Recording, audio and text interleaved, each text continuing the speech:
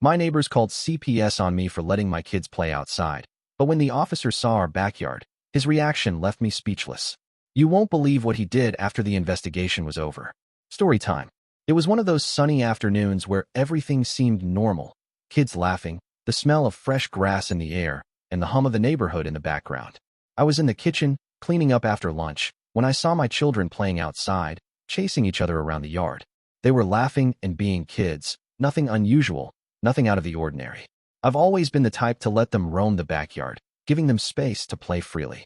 But that day, it was the start of something I never could have expected. It was about an hour later when I heard the knock on the door. A sharp, urgent rap that made me pause for a moment. I walked to the door, already starting to feel a little uneasy, but not yet knowing why. When I opened it, I was greeted by a stranger in uniform. His badge gleamed in the sunlight, and he had a clipboard tucked under his arm. "Good afternoon, ma'am. Are you the guardian of the children playing in the backyard?" he asked, his tone polite, yet strangely firm. "Yes," I answered, a little confused. "Is everything all right?" The officer took a step forward, his eyes scanning the yard behind me. "I'm here in response to a concern. Your neighbors, someone in your neighborhood, called in a report about your children being left outside unattended. They said it was unsafe." I blinked, the words hitting me harder than I expected. "Unattended? They're right there," I said, glancing toward the backyard. My kids were in full view, running around, clearly not unsupervised. I could see the swing set, the small slide we put up for them, the little toys scattered across the grass. It was a safe, enclosed space. "Could I take a look at your yard, ma'am?" the officer asked, his expression unreadable. I wasn't sure why, but something about the way he asked made me uneasy. I nodded, stepping aside. "Sure, go ahead." The officer stepped through the door and walked around the side of the house, glancing over the backyard as he moved. My kids had noticed him by then, but they didn't stop playing. They knew the drill. A polite wave from me and a simple, "Stay where I can see you," and they were back to their game. I watched the officer scan the yard closely, and his gaze lingered on the small sandbox, the garden that I'd worked so hard on, the swing set that creaked in the wind. After a few moments, he turned back to me. "Ma'am, I need to ask you something," he said, his voice lower now, more serious. "How long have your children been outside like this? I can see they're having fun, but I'm just following up on the concern." "They've been out here for about an hour," I said, not understanding why he seemed so concerned. "They play out here all the time. It's part of their routine." He nodded slowly, his eyes scanning the surroundings again. "And you're sure they're not out here alone? You're supervising them, correct?" "Yes, I'm right inside," I replied, feeling my chest tighten. "I was cleaning up. I can see them from the window. They're fine." There was a long pause. The officer stood still for a moment, his lips pressed together as though he was weighing something in his mind. Finally, he spoke again. "All right. Well, I'll make a note of this. But based on what I've seen, I don't have any immediate concerns about your backyard or the condition of your children. However, we'll need to complete a formal report and a follow-up check. It's just a procedure, nothing personal," he added, almost as an afterthought. I nodded, though I still felt this gnawing sense of disbelief. Who would report something so mundane? It didn't make sense. The kids weren't in danger. I wasn't neglecting them. But the officer's words hung in the air, heavy with implication. "All right, I'll leave you to it," the officer said, turning to head back toward the gate. "I'll be in touch." I watched him walk down the driveway, the strange weight of the situation slowly settling in. Who were my neighbors to decide that my kids couldn't play outside like that? Was this really something to call the authorities over? I could barely process the ridiculousness of it all when my phone buzzed on the kitchen counter. I picked it up and stared at the screen, the words nearly jumping off the page. It was a message from a friend who lived a few blocks down. "Hey, just wanted to let you know, CPS came by today. They said your neighbors reported you. What's going on?" I felt a wave of heat flood my face. I wasn't surprised. The neighborhood wasn't the friendliest place to begin with. People judged each other over the smallest things, but this was beyond the pale. I typed out a quick response, trying to explain as much as I could without sounding completely overwhelmed. "I just had an officer come by. Apparently, someone called about my kids playing outside. I'm honestly in shock. I didn't think it was a big deal. I was right inside the house the whole time, watching them." I put the phone down and walked to the window, watching the officer's car drive away. My kids were still out there, oblivious to everything. They were happy, healthy, enjoying their time in the yard. What was wrong with that? Then, just as I was starting to breathe a little easier, my phone buzzed again. Another message. It was from my neighbor who lived 2 houses down. The one who always seemed to have something to say about everything. "Just so you know, the cops were at your house earlier. Someone called them about your kids playing outside. It's unsafe, don't you think?" I couldn't believe what I was reading. My fingers tightened around the phone, the screen almost cracking under the pressure. This couldn't be happening. The nerve, the sheer audacity. As I sat down on the couch, my thoughts raced. Who would go so far as to call the authorities on something like this? And why? But then, something clicked in my mind. The report, the officer, the neighbors. All of it seemed too connected. Something wasn't right, and I was about to find out just how far this would go. Just then, my phone buzzed again. Update 1. The CPS investigation is going forward. I don't know how to feel about all of this. But the officer's reaction, it left me speechless. I'll explain what happened next. The phone call came the next morning. I had barely slept, my mind spinning with the previous day's events. I hadn't expected anything to happen so quickly, but there it was, a call from CPS. Hello, is this the guardian of the children at address? The voice on the other end asked. The woman's tone was soft, but there was something that made my stomach drop. Yes, that's me. I replied, trying to steady my voice. I'm calling in regard to a report we received about the safety of your children. I'll need to schedule a visit to your home for an assessment. Just a routine check, nothing to be alarmed about. She kept her voice even, but I could tell she was reading from a script. It felt like something out of a nightmare. Of course, I said, trying to keep it together. When would be a good time for you to come by? Tomorrow afternoon, she said. We'll be there around 2 p.m. I hung up the phone, my heart racing. Tomorrow. The whole idea felt surreal, like it wasn't even happening. The more I thought about it, the angrier I got. The call, whoever it was, hadn't just disrupted my life. They had dragged the whole system into this over something as simple as my kids playing outside. The next day, I spent the morning tidying up the house and getting everything in order. I knew that they were just doing their job, but it still felt invasive. I wanted everything to look perfect, even though I had no idea what kind of impression that would make. The house was clean, the yard was well kept, and the kids were inside, playing quietly. At 2 p.m., right on the dot, the doorbell rang. I opened it to find the CPS worker, a woman in her late 30s, with short dark hair and a stern look on her face. She wore a navy blue uniform, a name tag pinned to her chest, but there was a clipboard in her hand, and she had that official, no-nonsense air about her. Good afternoon, she said. I'm here to conduct the assessment. May I come in? Of course, I said, stepping aside to let her in. I tried to mask my nerves, but there was a tension in the air that I couldn't shake. This was no ordinary visit. She walked through the house, glancing around. I led her to the living room, where we sat down. She immediately started asking questions, her tone clinical, almost rehearsed. How many children live here? Are they typically supervised when outside? Are there any potential hazards in the yard that we should be concerned about?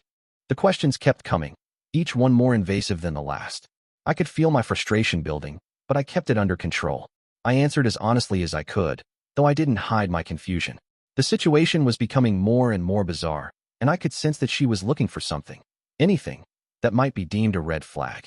So, your children were outside without direct supervision, you said? She asked, her pen moving quickly on the notepad. No, I replied firmly. I was inside.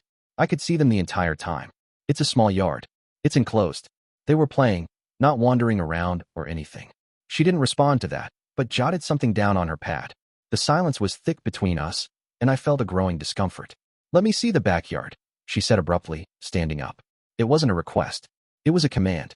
I followed her out the back door, my heart pounding as I led her to the yard. I could see my kids at the far side, playing quietly with their toys. The officer who'd come by the day before had left the yard in good condition, so I wasn't worried about it looking anything less than safe.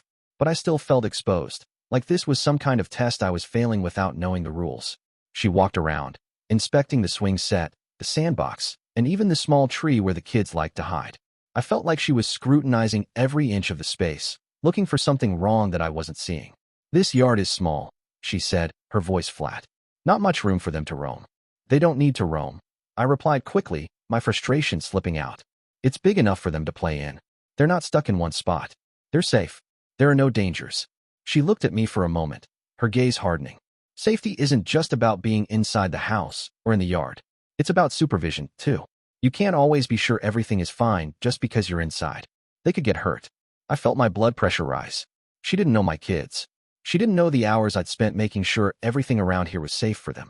She didn't know how careful I was. But I kept my voice steady. They've never been hurt, I said. They're careful. And I'm careful. They're fine. They've been playing in this yard for years. She didn't respond, but her eyes lingered on the little garden shed at the back of the yard, the door slightly ajar. Something about the way she was looking at it made me nervous, though I knew there was nothing inside but gardening tools and some old lawn furniture.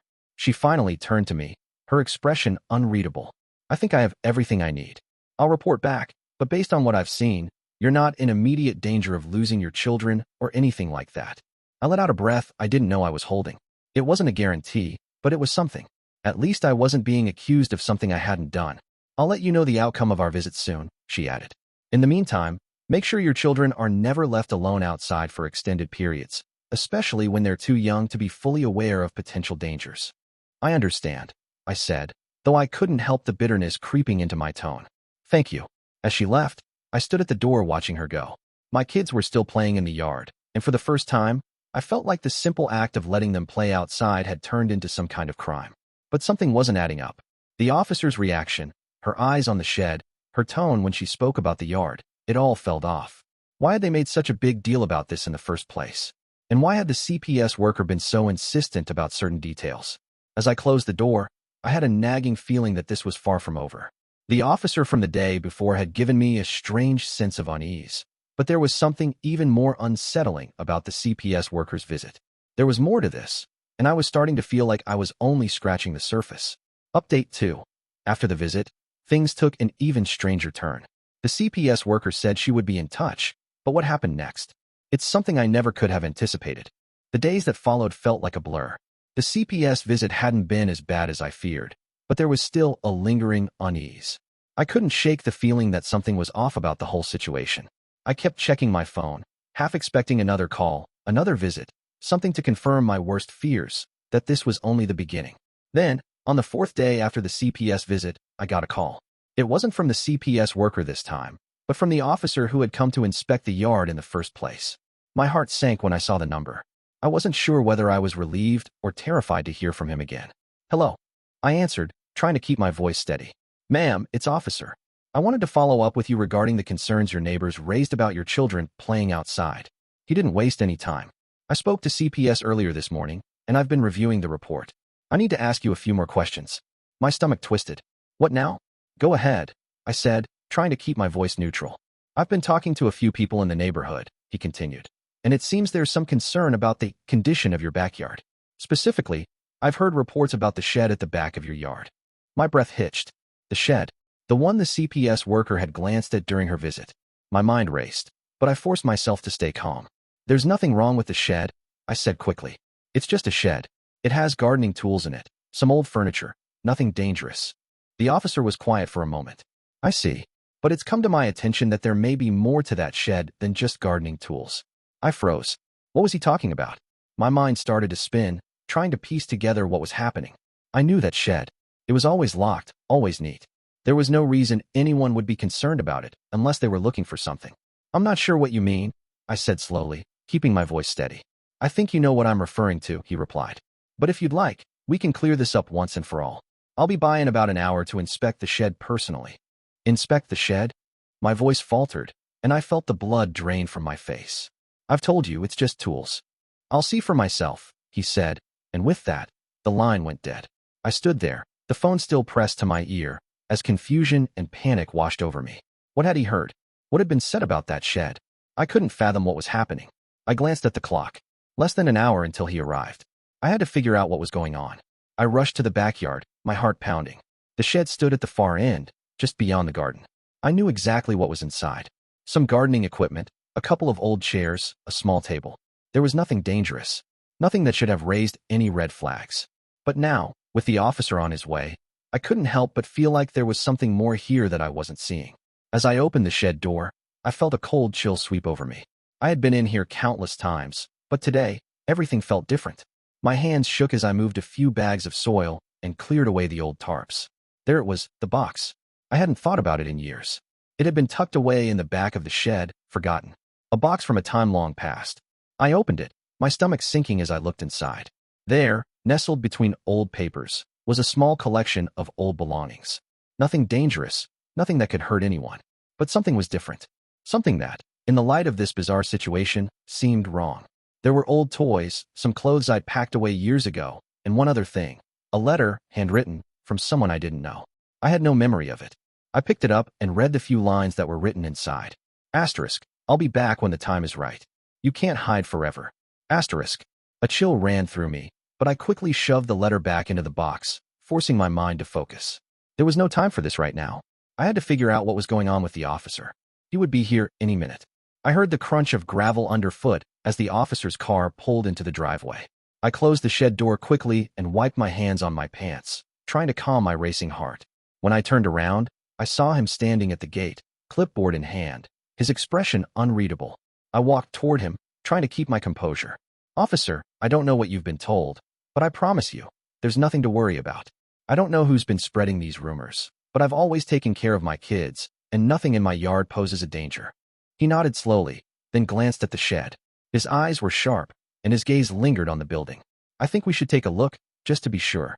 I nodded, though my heart was pounding in my chest. He opened the gate, and I led him toward the shed. As we approached, I felt the weight of the situation pressing down on me.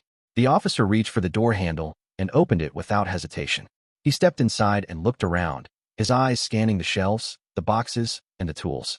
For a moment, everything felt painfully still. Everything seems in order, he said after a long moment, his tone surprisingly neutral. I felt a flood of relief wash over me. There's nothing unusual here. It's just an old shed with old things. The officer stepped back, still looking at the inside of the shed. Then, he did something that caught me completely off guard. He took a deep breath, closed the door, and turned to me. You're right.